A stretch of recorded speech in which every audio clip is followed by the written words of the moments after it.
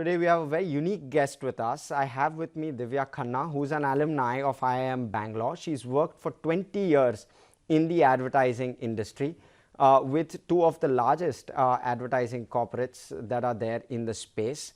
And what she specializes in is observing and analyzing human lives and behavior. And she develops insights and ideas that help build brands.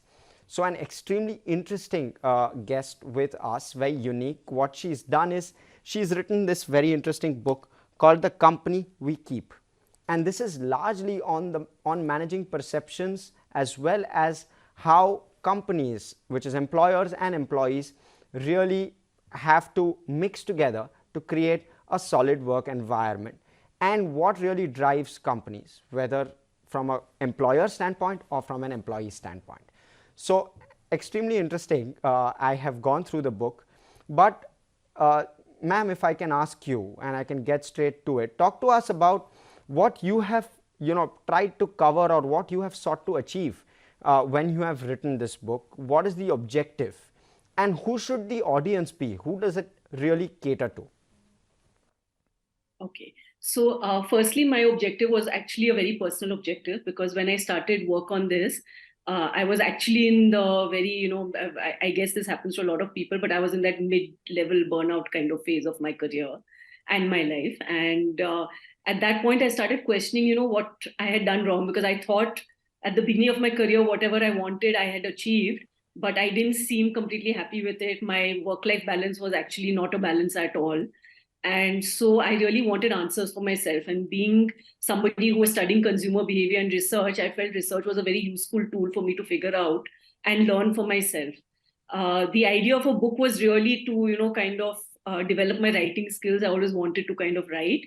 And also, to kind of put together whatever research I do, to kind of put together it in some sort of useful form where other people can also consume it.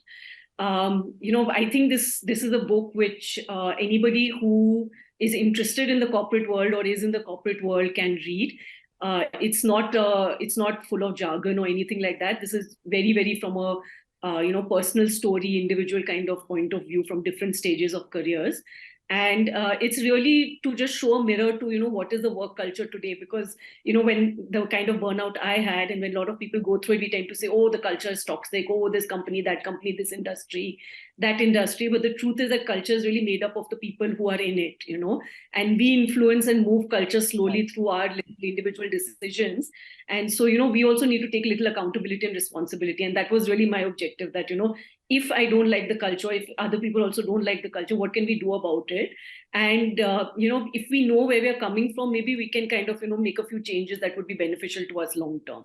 So that was really why I started this book and the intention behind it. I would like people to use it to introspect and, decide for themselves. I don't think I can give anybody a kind of a solution, unfortunately. But it's good if we all think for ourselves and we are a little bit more informed and deliberate in our choices.